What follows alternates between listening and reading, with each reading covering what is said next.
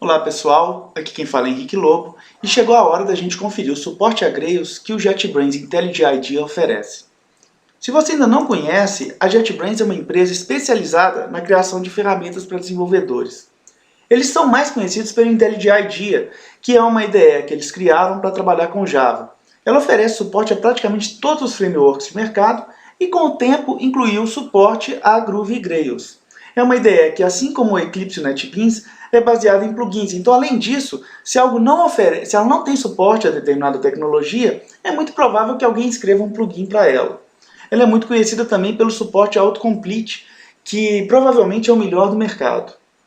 Na hora de baixar, você vai acessar esse site que está exposto nesse slide.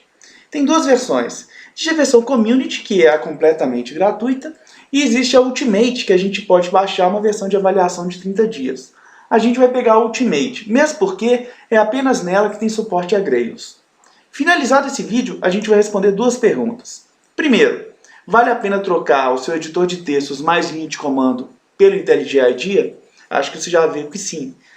Eu já estou até adiantando. E a segunda é, vale a pena pagar a licença dessa IDE? Essa é uma pergunta ainda mais importante, sendo que você vai ter que compará-la com as opções gratuitas que a gente tem no mercado. A gente já viu NetBeans, o GGTS e também tem que lembrar o editor de texto. Sem mais demora, vamos avaliar. Bom, uma vez instalado, essa é a página, essa é a tela inicial do IntelliJ IDEA. Importar o projeto para dentro dele é bastante simples. A gente vem aqui dentro de File, Import Project, e a gente aponta para o diretório que contém o nosso código-fonte Grails. Aí ele faz todo o trabalho de importação automático para a gente. Só tem que selecionar qual que é a instalação do Grails. É bacana observar que para cada projeto dentro de um mesmo espaço de trabalho pode ter a sua versão do Grails diferente. Esse é um ponto bastante positivo. Bom, agora vamos dar uma olhada no projeto já importado. Eu importei o mesmo projeto dos dois vídeos anteriores aqui para a IDE. Eu acho muito bacana o fato dele manter a mesma estrutura de diretórios que a gente tem nativamente, ou seja, se eu abrir dentro de um Windows Explorer, eu vou encontrar exatamente essa estrutura aqui. Nem sempre isso acontece, por exemplo, no NetBeans a gente viu que varia um pouco. Então, se você está acostumado com determinada organização, você tem aquele momento inicial que, apesar de ser muito rápido, ele pode te gerar um certo transtorno, né? Então, esse é um ponto bastante positivo. Vamos para o editor. Como sempre, a gente começa aqui com o nosso formulário de relatório. Controlador de relatório quer dizer que é o que eu mostrei nos dois vídeos anteriores. Como você pode ver, ele abre extremamente rápido o código-fonte para a gente. Tem a formatação que a gente espera, né? Aquelas cores e tal. Ele tem também aqui um recurso de spell checking. Ele, no caso aqui, ele não está reconhecendo as palavras que estão em português. Vamos dar uma olhada no recurso de autocompletar do nosso editor. Vamos pegar aqui então, só para lembrar, a nossa classe tarefa, que foi a que a gente usou nos dois vídeos anteriores. Só para lembrar, ela tem uma série de atributos definidos diretamente nela, e um deles está dentro do belongs to. O teste que a gente fazia era bastante simples. Primeiro, vamos testar a execução de um finder dinâmico aqui. Vamos ver como o autocomplete opera dentro dele. Tarefa.findAll by. Uma coisa bacana é que ele carrega extremamente rápido o código pelo autocomplete. Comparado com as duas ideias que a gente viu, ele de longe é o mais rápido. Bom, os atributos diretos, a gente vê que ele funciona exatamente como a gente esperava, né? Se eu colocar aqui um like, ele vai pegar, ele completa perfeito para a gente o código tal como a gente esperava. Um ponto interessante é que nenhuma das ideias que a gente viu até agora lidava bem com atributos definidos no belongs to, has many, etc. Vamos ver como que ele funciona aqui. Tarefa.findAll by projeto. Aqui ele funciona. Essa é a primeira IDE que eu estou expondo para vocês que tem o autocomplete realmente completo, né? Ele não vai pegar só alguns atributos, ele pega todos os atributos da nossa classe, inclusive aqueles que vão ser injetados pelo Grails em tempo de execução. Parece até mágica. Com as critérias funciona também muito bem. Vamos pegar aqui o if criteria, vou mostrar como é que é o autocomplete dele. O EC, que é o mínimo, ele vai funcionar, a gente já sabe que vai funcionar. Os outros operadores, por exemplo, not, também vai aparecer, né? As projections também, olha. Todas elas, todos os construtores da nossa critéria funcionam dentro do IntelliJ IDEA sem nenhum problema. é realmente o melhor autocomplete. Uma coisa bacana é que é o seguinte, vamos pegar aqui a classe tarefa. O autocomplete ele funciona inclusive nas constraints. Por exemplo, vamos supor que eu queira colocar uma constraint a mais aqui, eu não me lembro do nome. Se eu aperto Ctrl espaço, ele vai mostrar todas as constraints que eu tenho suporte já. Olha que bacana. A unique, o URL, o validador customizado, etc. Isso é uma mão na roda. Quando a gente quer aplicar uma constraint, não se lembra do nome dela, muito comum quando a gente está iniciando com Grails. Esse é um recurso realmente bastante interessante. O bacana do IntelliJ é que ele tem uma série de melhorias que são sutis. São aqueles pequenos detalhes que vão aumentando a sua produtividade no dia a dia. A gente viu então que o autocomplete dele é de longe o melhor. Isso é interessantíssimo. Outra coisa bacana, vamos pegar aqui o Home Controller. Muitas vezes eu defino aqui uma injeção de dependência de um serviço que eu tenho escrito. E em todos os duas ideias que eu mostrei até agora, eu não tinha acesso direto a esse código-fonte se eu clicasse em cima dele, por exemplo, apertando Ctrl. No IntelliJ é um pouco diferente, aparece aqui essa coisinha verde do lado, que eu acho que é um bin, essa figurinha. Se eu clicar aqui, olha, ele vai direto para o serviço que eu declarei a injeção dentro do meu controlador. Nos outros eu tinha que fazer algo tipo isso, olha. Eu tinha que colocar a tipagem correta aqui.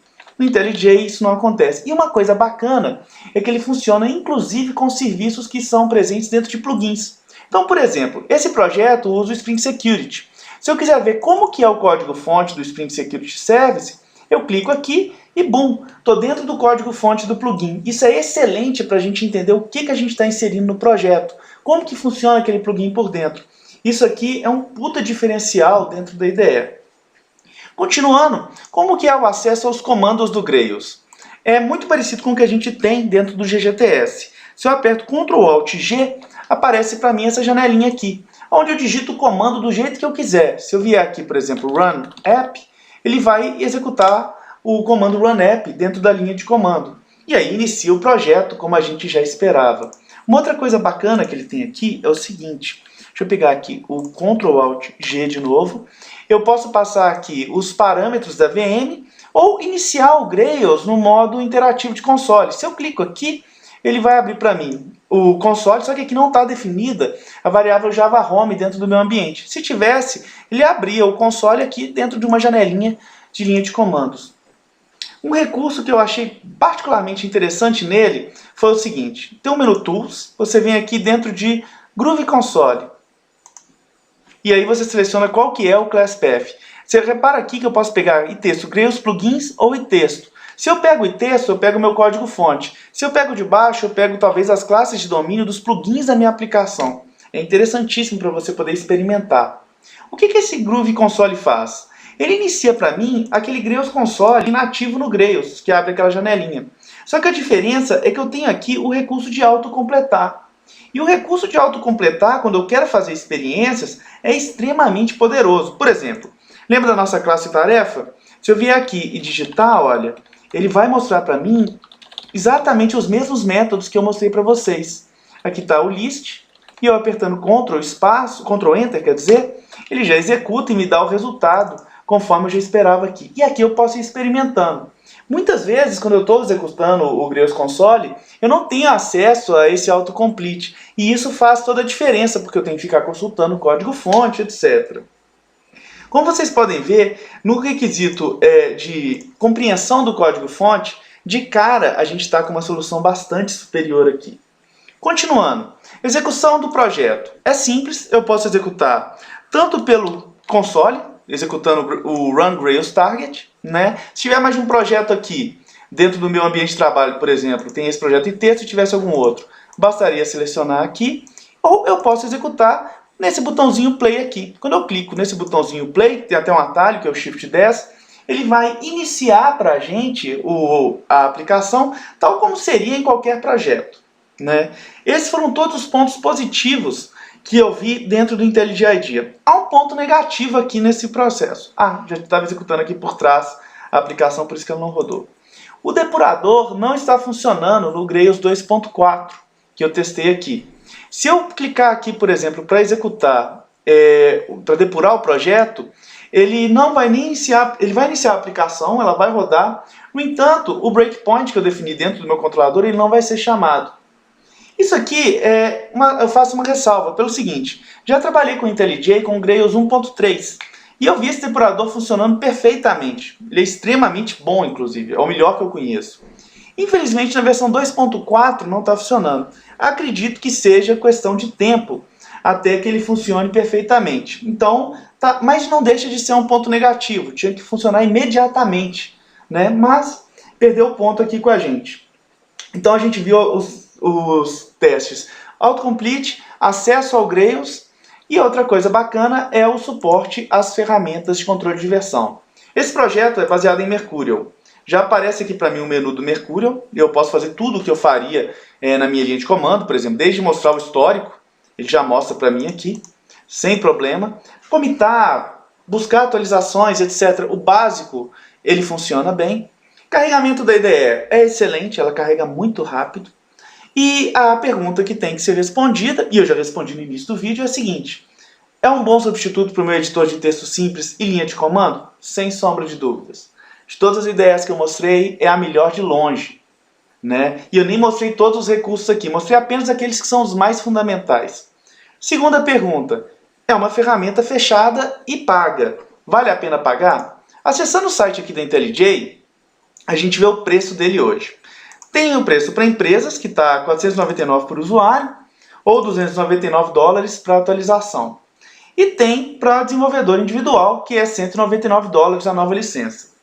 Se você é uma empresa e você está adotando o Grails, eu acredito que vale a pena sim, porque é uma experiência bacana para a equipe ir entendendo a API do framework, né? A equipe vai aprendendo conforme vai usando a ideia. O autocomplete dele é muito bom, o acesso ao código-fonte dos plugins eu acho particularmente poderoso, né? Só para lembrar aqui, vou abrir aqui de novo o meu Home Controller. Como é que eu entro dentro do meu código-fonte de plugin na hora? Eu não sei se você reparou, o tempo para abrir também é quase imediato, né? É de longe a ideia mais rápida que eu conheço. Então, como uma ferramenta que você vai ajudar na adoção do Grails, sem sombra de dúvidas vale o preço. Acho que vale mais ainda a pena você mexer em tudo que você puder nela durante os 30 dias de avaliação, para ver se realmente vale a pena, especialmente comparando com as outras alternativas que a gente tem. E aí você vendo que a produtividade aumentou, por que não pagar, né? Se você é um desenvolvedor individual, basta fazer a conta. $200, está aqui 199. $1 de 2,20 dá R$440. O primeiro trabalho que você fizer, se você entregar mais rápido, já se pagou várias vezes o investimento original na IDE. Então essa é a minha opinião. Aqui a gente termina os vídeos sobre o suporte às IDEs. Se aparecer algum editor, com certeza vai pintar lá no canal. Agradeço a todos vocês e até o próximo vídeo.